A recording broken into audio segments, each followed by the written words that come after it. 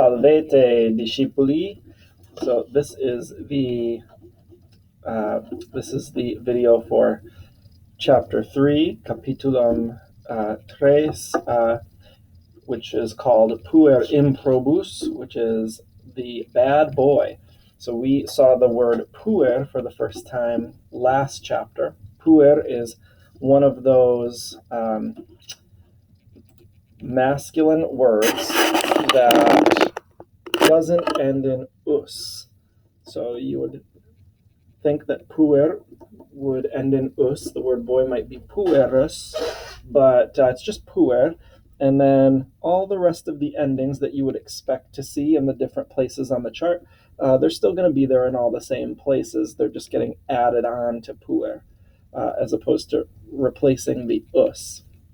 And there are a handful of words that are like that, and puer is one of them. So in this chapter, we are seeing for the first time the accusative.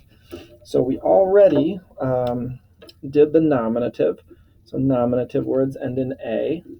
So like insula.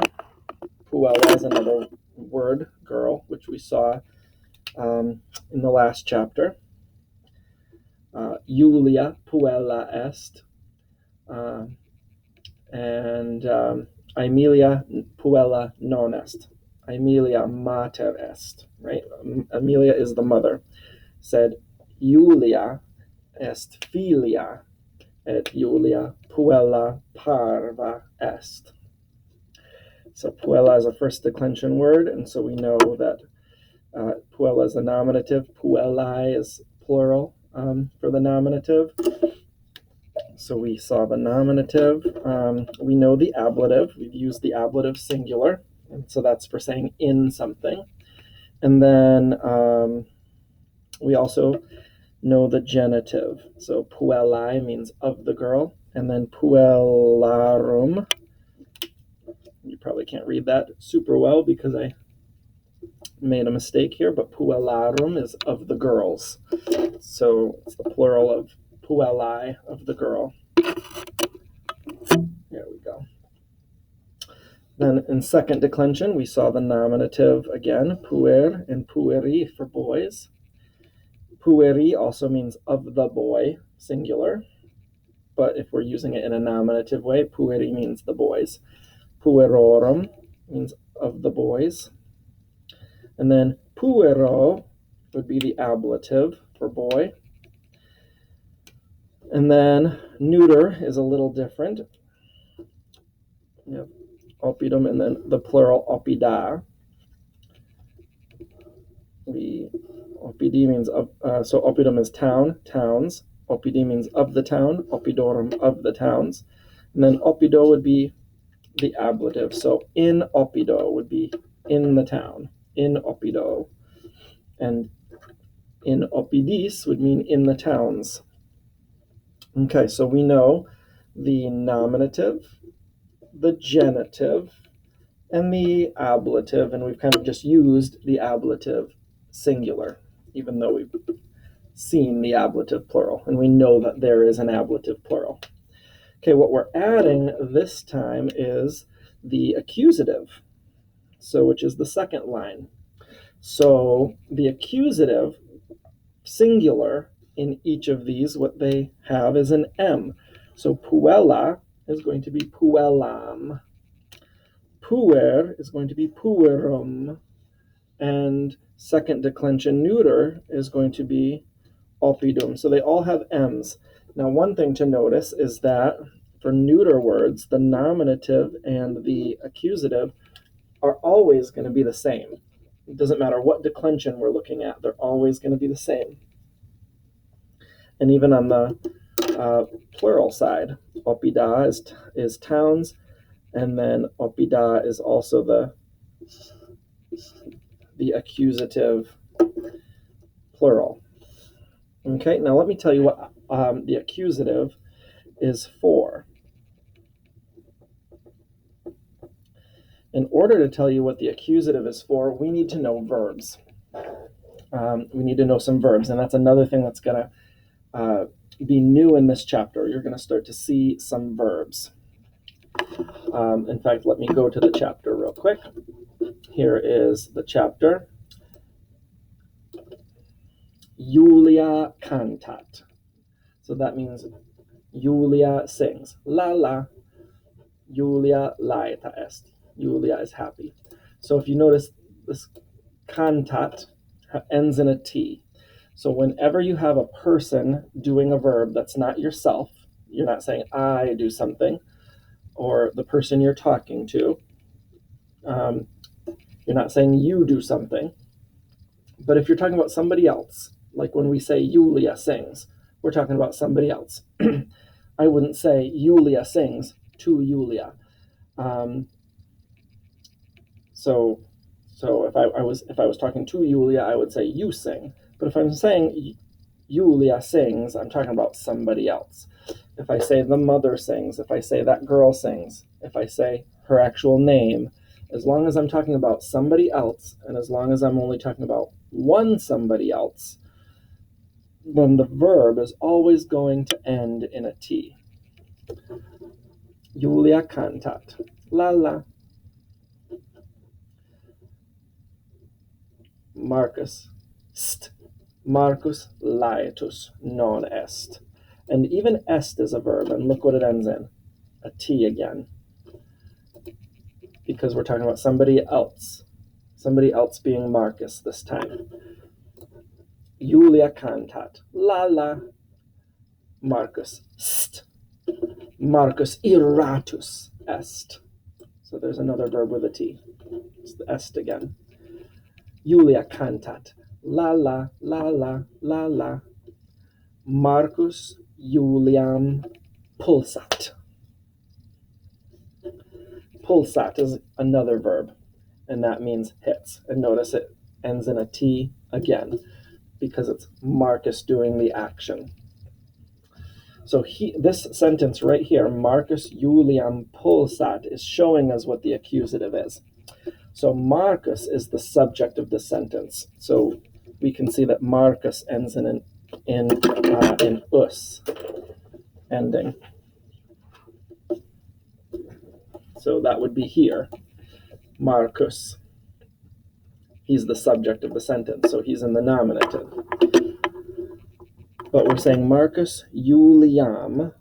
So even though this chart shows the word puella declined in all its different endings, you can just imagine it would go right here, right? Juliam, puellam. It's the accusative singular. Marcus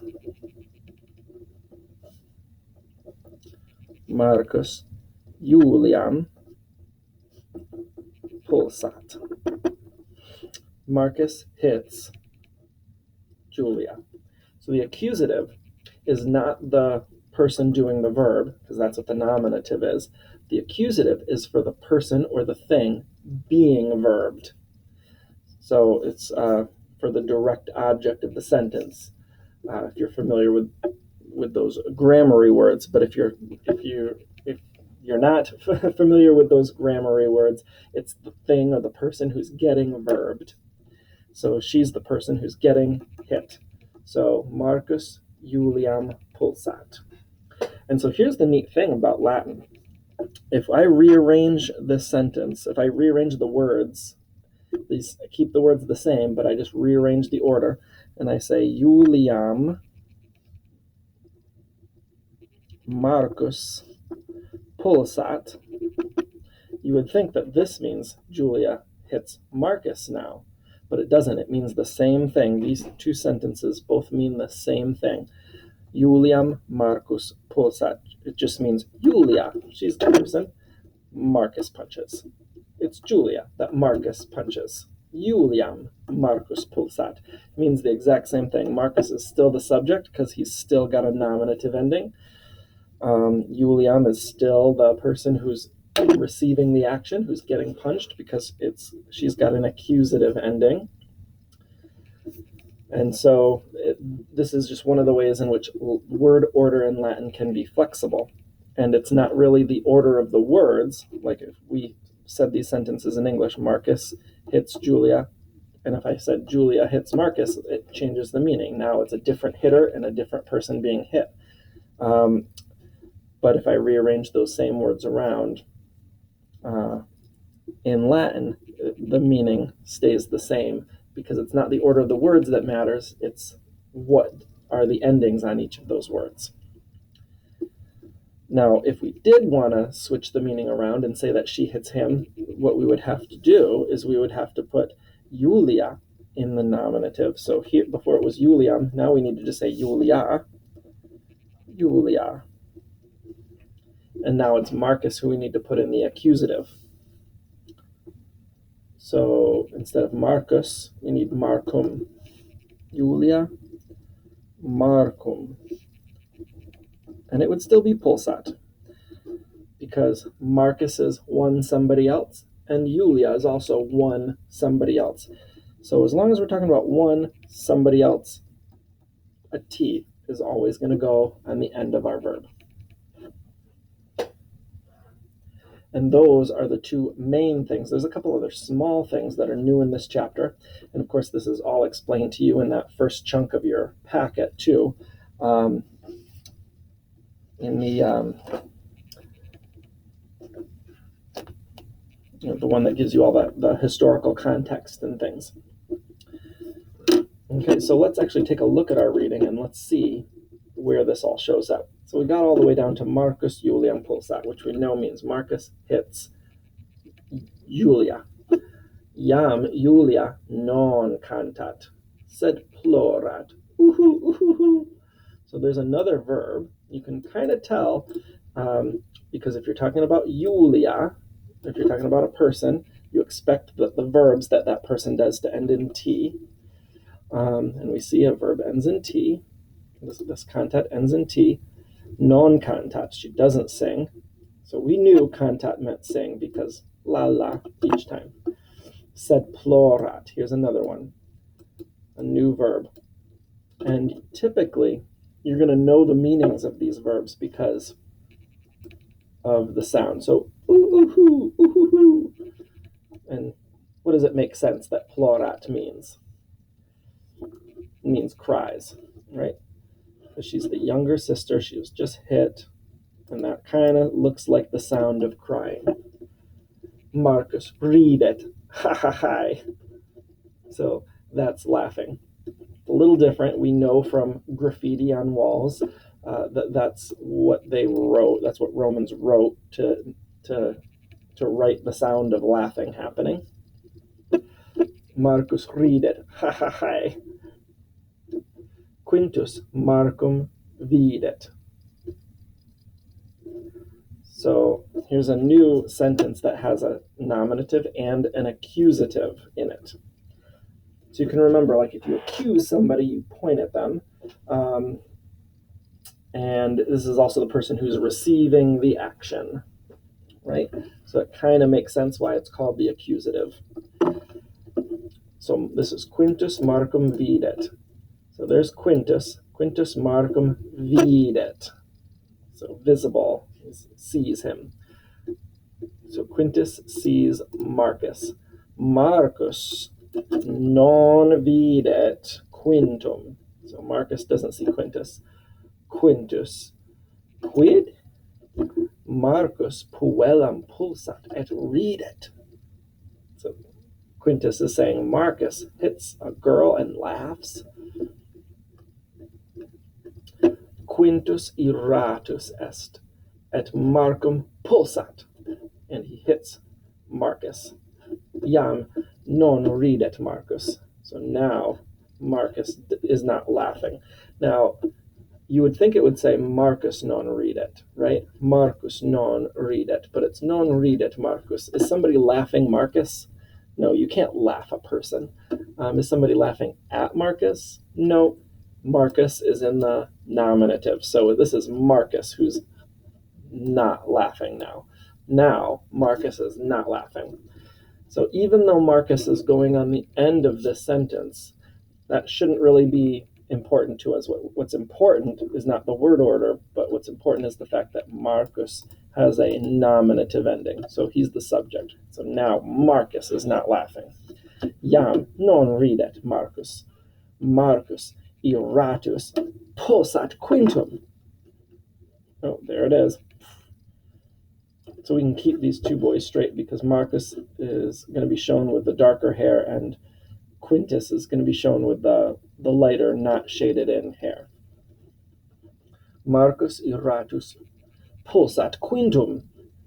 Julia ubi est mater. So remember, we saw ubi in chapter 1. Ubi est Hispania. Ubi est Gallia. So ubi est mater means where is mother. Julia Aemilium non videt. Aemilia est mater. Right? So Aemilia est mater. Julia Aemiliam non videt. She doesn't see her mom. Julia Aemiliam vocat. Mater Marcus quintum pulsat.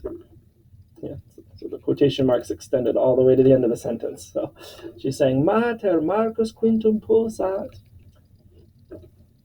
Marcus iratus Marcus Juliam pulsat. Julia plorat et Aemiliam vocat. Mama, Marcus me pulsat. Aemilia venit. So you think of advent means we know that's the coming. So venit is she comes. Aemilia is coming.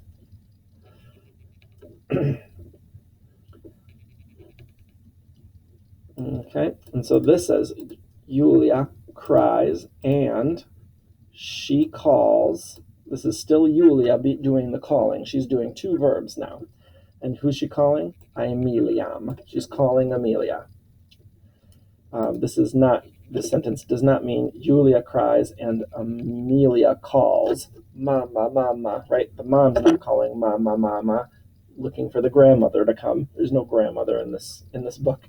So this is Julia cries and calls. And who's she calling? Amelia, because she's in the accusative. And here she's saying, Marcus me pulsat.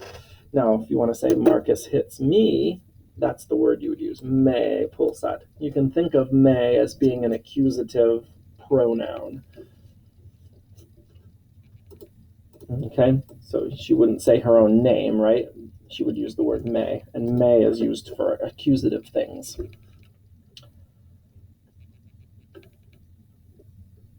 Okay, and that's the end of the first scene of this book. So in another video, I'll go through and I'll just read the chapter straight through, and I'll just kind of point out certain grammatical things that were learned, but that's not my intention to do that in this video. So what are some other things, though, that show up for the first time in this chapter? So the next thing is, going back to the page here,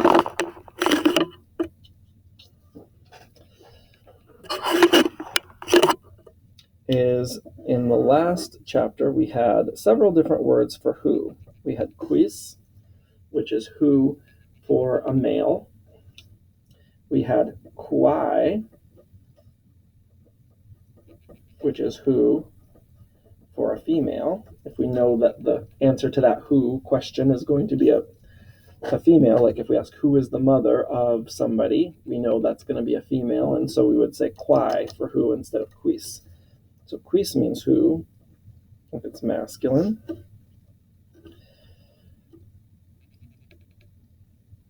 And then we also had qui, which is who for plural, for masculine and plural. So we could ask qui sunt, right, who are. We could say quis est for who is. Quis est pater? Quis est pater Marci? Who is the father of Marcus? Remember, this is the genitive, which is showing ownership, right? Quis est pater Marci? Who's the dad of Marcus? Quis est pater Marci? Julius est pater Marci. Quae est mater Marci? Mater Marci Aemilia est. And we could say, qui sunt filii? Who are the sons? Qui sunt filii Aemiliae et Julii, of Aemilia and of Julius. Marcus et Quintus sunt filii. So we have all of these. Now we also can take these, and basically anything that starts with QU basically means who, right? These endings are just endings for different, numbers of people or genders, okay? We also can put who in different cases. And we just learned the accusative. So we're going to learn to put who in the accusative, okay? The accusative version of quis is quem. Quem. And the feminine is quam. So it's still, they're still both starting with QU, right? Still both starting with QU. I still see some feminineness in this with the A. Okay, and here's how we might use these words. If I want to ask, who does Marcus hit? Who does Marcus hit? I'm not going to say quis for who, because I'm not asking who hits. I know Marcus is hitting, but I'm asking who's receiving the action, who's getting the action. So I want that who to be in the accusative. So I'm going to say, quem Marcus pulsat. So that means to whom is Marcus hit, or whom is Marcus hitting? Actually, we even do this in English, right? Whom has an M on it. So we're even using a little bit of Latin's accusative, M, when we put an M on whom. So, that can be an easy way of remembering. Quem Marcus pulsat. But if we know that the person who Marcus hits is a girl, we can say quam. And we'll see those show up in the reading. So let's go a little further in the reading, and let's look for those to show up. All right. We had done the first section, scena secunda, second scene. Personae in scena secunda sunt Aemilia, Julia, Marcus, Quintusque. Aemilia interrogat, quis me vocat? Quis me vocat? That's who's calling me. Notice that who, the person who's calling, would be the subject of the sentence. So we're using quis, right? Me, right? Vocat. Quintus respondet, Julia te vocat. So that's Julia is calling you. Aemilia quintum interrogat, cur Julia plorat. So cur Julia, filia mea, plorat. Cur Julia plorat. So this is asking, why is Julia crying? So what I love about this book is that even if you've never seen cur before, of course that's what she would be asking, right? And we know that Julia and plorat is cries, and we see that it's a question because of the question mark. So cur must mean why, right? I just love the way this book is written to just make the meanings obvious. Quintus respondet, Julia plorat quia Marcus eam pulsat. So that's clearly Quintus responds. Julia's crying. What do you think quia means? Julia's crying blank Marcus eam pulsat. And eam, by the way, if you're familiar with Spanish, the word for she in Spanish is ella, where the two L's make a y sound. So that's Spanish. In Latin, it's the same word. It's just ella. So ella means she in the nominative. But this said eam. It's just the accusative version of ea. So when we see Julia plorat quia Marcus eam pulsat. It's saying Julia's crying because Marcus hits her, and it's just the accusative version of her. Julia plorat quia Marcus eam pulsat. Aemilia, quid puer parvam puellam pulsat? Phew! And foo is just kind of one of those words of disgust. So what? A boy hits parvam puellam. So there's the word puella in the accusative, puellam, but also there's an adjective with it. And just like we've been seeing when we, if somebody's hitting a small girl, then the word small is going to get accusified. It's going to get put in the accusative too. So it's not just parva. Parva puella would be a small girl, but if he hits a small girl, it's a parvam puellam. Puer parvam puellam pulsat? Phew! Cur Marcus Juliam pulsat? She wants to know. Cur Marcus Juliam pulsat? Quintus dicit. Quintus dicit. That means Quintus says. So I'll probably start just using the word dicit, which is says. There's another verb that ends in T, right? Dicit. D-I-C-I-T. Quintus dicit. Quia Julia cantat. Because Julia is singing. Aemilia. O Julia, mea parva filia. Marcus puer probus non est. Puer probus would mean a good boy, but as the title of this chapter suggests, puer improbus, it's got im on it. He's a non-good boy. He's a bad boy. So improbus is just the opposite of probus. So the im is kind of like in, right? Incomprehensible. So it's like un or in. It's just im in Latin.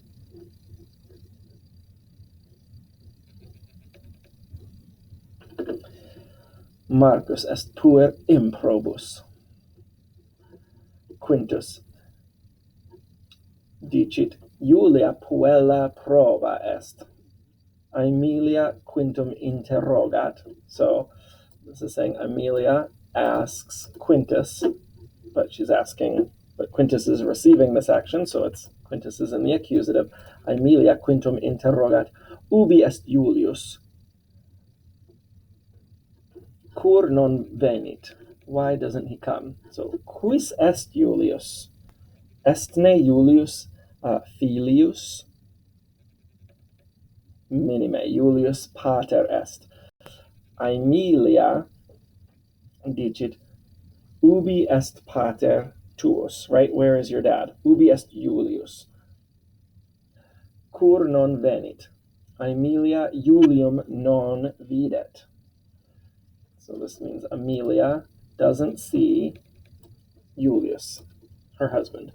Marcus responded Marcus. So look what's happening here. We're used to seeing like Marcus respondet or Marcus interrogat, but here we're seeing the verb first and then the subject of the sentence, the person doing that verb after. It doesn't matter what order you put it in. Respondet Marcus. Pater dormit. And that's clearly the dad is sleeping. You can see that here. Julius dormit. Quintus. Mater non te, sed me interrogat. Oh, I see. So Aemilia is asking Quintus, but Marcus is responding to the question.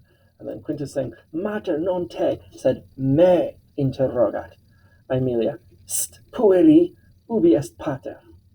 Quintus dicit, pater non hic est, sed Marcus hic est. So dad's not here, but Marcus is here. So hic is here. Quintus Julium vocat, pater, pater. Julius quintum non audit neque videt. So you remember how if we have a list of things, we could do one of two things. We could list all those things with commas, or all those people with commas, and we could throw in an et before the last one, like we do in English. We say this, this, this, this, this, and this, right before the last one. You could do that in Latin, but with the word et, which means and. So you could say this, this, this, this, this, et this. So that's one way to do a list. Or another way is to throw the word que, or to throw not the word que, but the ending que on the end of the last word. So you could say this, this, this, this, and, or not and, this, this, this, this, this que. So two ways to do a list of things. Well, neque means and not, or and doesn't, or and don't. So Julius quintum non audit neque venit. So it means Julius does not, if something's audible, that means it's hearable. So he doesn't hear. Doesn't hear who? Oh, Quintus is in the accusative, so it doesn't hear Quintus, and he doesn't come. So Julius, the dad, doesn't hear Quintus, and he does not come. So neque venit. Cur Julius quintum non audit?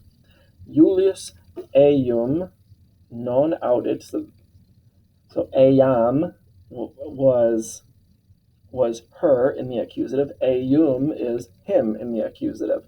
So Julius doesn't hear him, eum, non audit, quia dormit. So whenever we have a question with a cur, there's going to be a quia with it in the answer, because cur means why and quia means because. Quia dormit. Marcus, pater dormit, neque te audit. So dad's sleeping and he doesn't hear you. Pater dormit, neque te audit. Aemilia dicit, fu puer, Aemilia irata est. Mater filium verberat. And this is a fun word. Tuxtax, tuxtax, tuxtax. It's the sound, and we know this from Roman graffiti too. It's the sound of a kid getting beat, or sometimes a slave being beat. So tuxtax, tuxtax is like a whip on a behind. So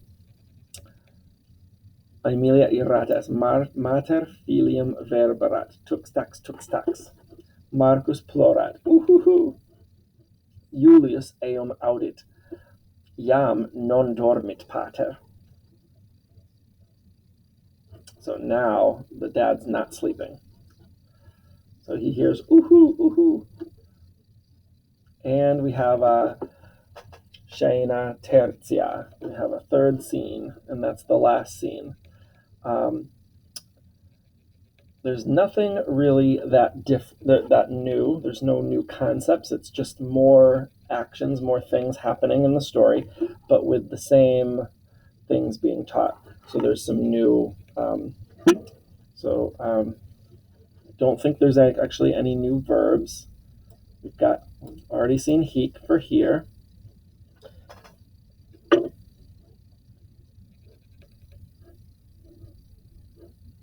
Oh, but look at this. One thing I will point out is Julius irratus puerum improbum. So puer in the accusative would be puerum, and we have an adjective that goes with the puerum. We have puerum improbum. So this is Julius, mad, beats. So the verb to beat, or the verb beats, is verberat, and he beats the bad boy. Puerum improbum. So even the word improbus is becoming accusative again, because it's an adjective going with describing a noun that needs to be in the accusative. And so what we can do is take some of these pictures and talk about the pictures. So that's one way to build fluency with the words and with the grammar of this chapter, is just to talk about the pictures. And so that's what we'll do in our next class. But if you missed the first class where we were covering chapter 3, or if you're going to end up missing the second one or both, hopefully this video is helpful. And actually, you know what? We ended up, never mind.